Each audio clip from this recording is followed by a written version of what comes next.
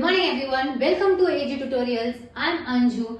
अभी एग्जाम्स आ रहे हैं, एग्जाम का टेंशन तुम्हारा हाई लेवल का रहेगा। क्या पढ़ना है, क्या नहीं पढ़ना है, कैसे स्टार्ट करें, कैसे नहीं स्टार्ट करें, कौन सा सब्जेक्ट कितने मार्क्स के लिए आएगा, कि कितना वेटेज रहेगा, अकाउंट्स का डिफिकल्टीज, ओसीएम का डिफिकल्टीज, इको का डिफिकल्टीज, हर सब्जेक्ट हमको कुछ ना कुछ डिफिकल्टीज दे रहा है।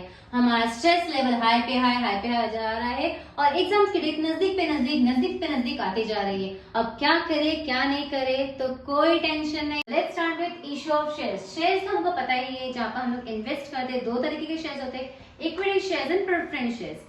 ओके, बट ये टॉपिक के हम लोग इतने deeply equity shares and preference shares पे नहीं जाएंगे। हम will come to main concept की क्या करने वाले हैं। इशू ऑफ शेयर्स, कंपनी एक शेयर इशू करती है पब्लिक को और पब्लिक उस शेयर्स के लिए अप्लाई करती है।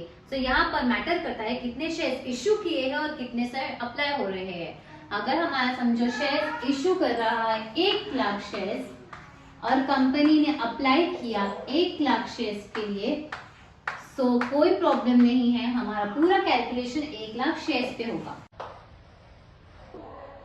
सो लेट्स स्टार्ट। अगर कंपनी इशू देखेंगे and apply, okay, what is issue? Company अपने शेयर्स को इशू करती है और पब्लिक उसके लिए अप्लाई करती है। तो अगर इशू और अप्लाई क्या है वो पहले लिखना है। तो अगर कंपनी ने इशू किया है शेयर्स, कितने शेयर्स इशू किए हैं?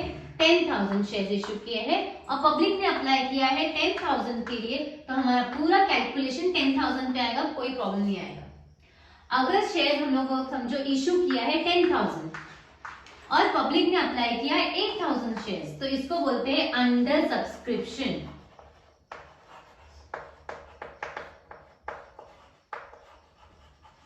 What is under subscription? मतलब तुम इशू तो 10,000 कर रहे हो, बट पब्लिक ने इतने लोग आए नहीं, 10,000 लोग, सिर्फ 8,000 लोगों ने शेयर्स खरीदे, 8,000 शेयर्स खरीदे गए हैं, तो उसको बोलते हैं अंडर सब्सक्रिप्शन।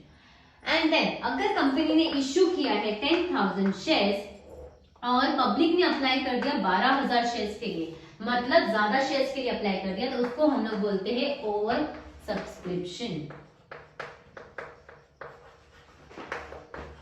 ओके, तो सबसे पहला कॉन्सेप्ट मेरा क्या रहेगा कि कौन कितने नंबर ऑफ शेयर्स पे हम लोग कैलकुलेशन करेंगे।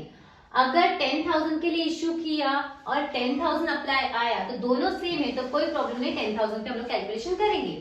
बट अगर इश्यू 10,000 है बट आया 8,000 शेयर्स, 8,000 शेयर्स मतलब अंडर सब्सक्रिप्शन, कम शेयर्स पे किया है, तो पूरा कैलकुलेशन किस पे होगा? 8,000 पे होगा। बट अगर 10,000 इश्यू किया है और एप्लीकेशन आया 12,000 का, मतलब ज्यादा आ गया। जब ज्यादा आता है मतलब एक्स्ट्रा मेरे पास कितने हैं? 2,000। तो ये 2,000 शेयर्स का हमको क्या करना है? दैट इज क्वेश्चन में दिया रहेगा कि उनको पैसे देके रिफंड कर दो या उनको प्रोराटा अलॉटमेंट कर दो, वो हम लोग बाद में देखेंगे। फॉर द टाइम बीइंग ये तुम्हारे शेयर्स, दैट इज 10,000 के बदले 10,000 इश्यू किया तो उसको नॉर्मल है, कोई प्रॉब्लम नहीं है। 10,000 के बदले 8,000 अप्लाई किया तो उसको बोलते हैं अंडर सब्सक्रिप्शन, एंड 10,000 के बदले 12,000 अप्लाई किया तो उसको बोलते हैं ओवर सब्सक्रिप्शन। ये समझ में आया? तो पहले शेयर्स का कॉन्सेप्ट क्लियर करेंगे। फिर शेयर्स को उनका फेस वैल्यू होता है, कितने पे इशू किया, उनका रेट रहता है। सो नॉर्मली 10 रुपया या फिर 100 रुपीज रहेगा, डिपेंड्स अपॉन द क्वेश्चन। तुमको 10 रुपया दिया है कि 100 रुपया दिया है। सो 10 होगा, समझो एक शेयर का रेट 10 रुपया है, तो वो कैसे पे कर रहा है? जैसे अप्लाई के लिए 2 रुपया, फिर उसके बाद अलॉट किया गया तो 3 रुपया, फिर फर्स्ट कॉल रहता है that is 2 rupees, depend upon the question, question में क्या दिया है, एंड देन फाइनल कॉल। ठीक है, टोटल कितने हो गए? अगर 10 का शेयर है तो 10 रुपीज। Is that clear?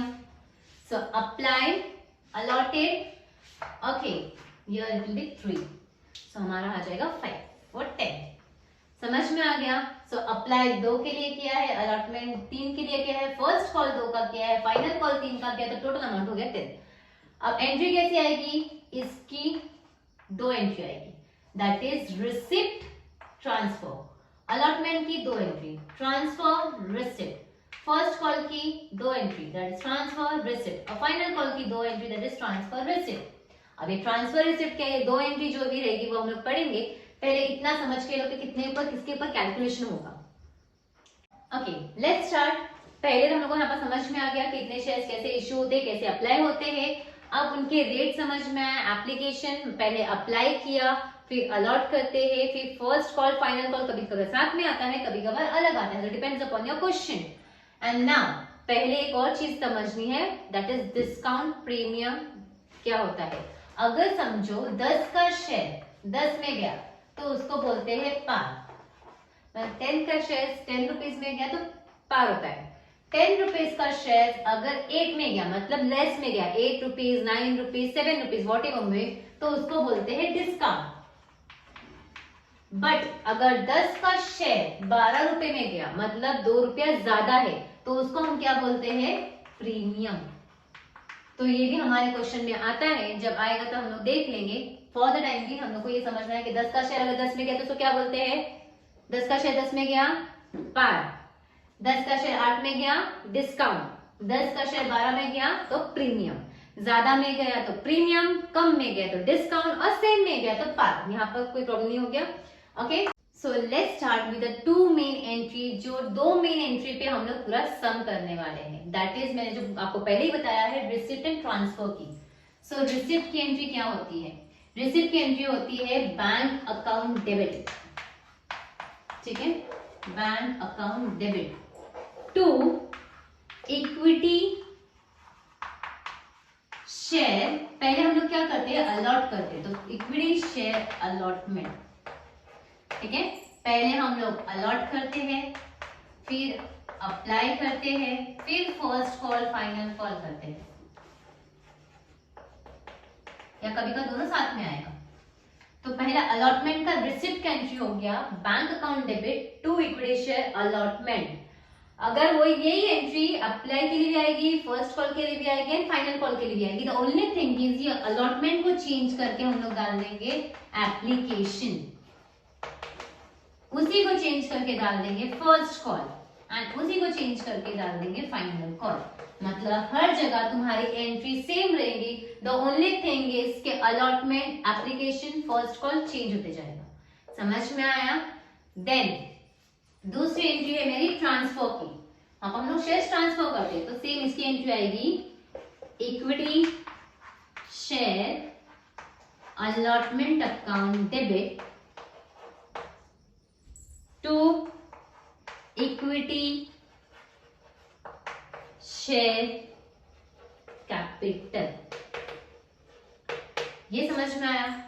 सो यहाँ पर भी पहला रिसिप्ट का एंट्री है bank account debit to equity share allotment. Allotment को हम लोग चेंज करके एप्लीकेशन फर्स्ट कॉल, जिसकी जो एंट्री है उसमें रिसिप्ट की एंट्री ये कॉमन रहेगी एंड अलॉटमेंट की एंट्री रहेगी दैट इज ट्रांसफर की equity share allotment account debit to equity share capital. ये समझ में आया? पक्का?